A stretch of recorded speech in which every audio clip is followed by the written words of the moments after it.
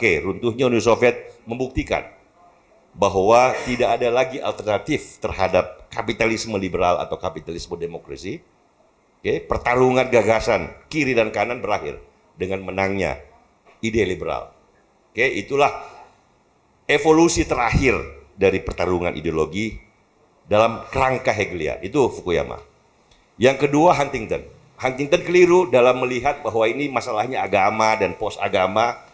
Tetapi yang dia mau katakan bahwa kalau Fukuyama bilang rasionalitas yang menang, individu yang rasional dan kepentingan diri yang menang. Huntington berkata no. Yang menang adalah perasaan kebersamaan dan identitas bersama. Kalau dia kan salahnya karena seolah-olah identitas itu agama aja. Peradaban itu dasarnya agama. No, peradaban bukan cuma agama. Mungkin agama tapi bisa yang lain.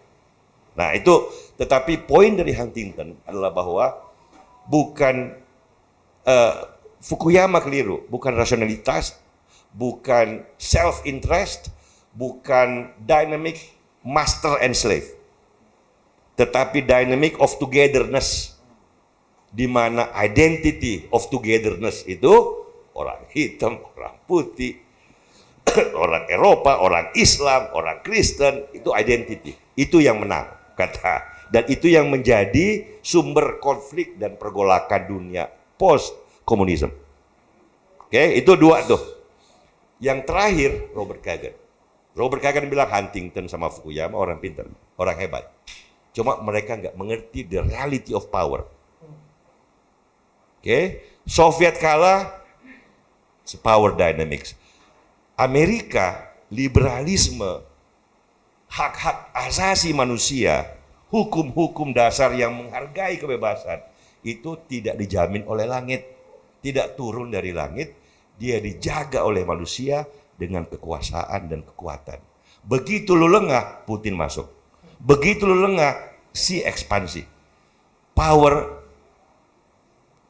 breeds power, vacuum abhors power. Oke? Jadi lu jangan salah Fukuyama sama Huntington. Karena ada hegemoni Amerika yang relatif benign, bukan imperialis, tetapi membela ide-ide kebebasan. A reluctant imperialis kalau kata si Kagan. Hegemon yang ragu-ragu. Tetapi karena dia kuat, dia menjaga Eropa. Jerman yang agresor. Dua perang loh. Perang dunia pertama, kedua dia agresor.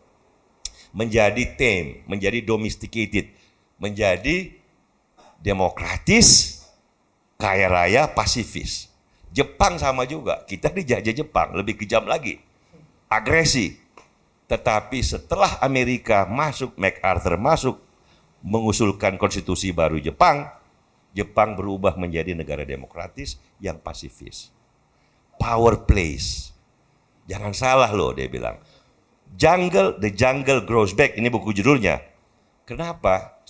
Setelah Soviet runtuh, kata Robert Kagan, Amerika hampir kayak tahun 30-an. Balik kembali ke negerinya malah milih orang kayak Trump. NATO, brengsek, malah dekatnya ke Kim Jong-un. Ini nggak jelas nih hegemonnya. Makanya the contenders for power jadi penting. Makanya Xi jadi berani, Xi Jinping, makanya Putin jadi berani. Karena lo penguasa yang reluctant, yang masuk kembali ke hati lo, seperti tahun 30. Tahun 30, Amerika kan menang Perang Dunia Pertama, Inggris menang.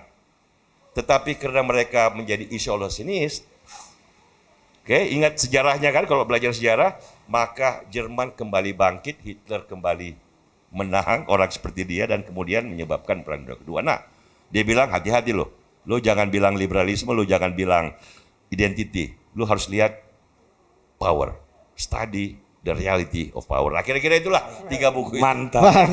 Tepuk tangan dong untuk Bang Jalil.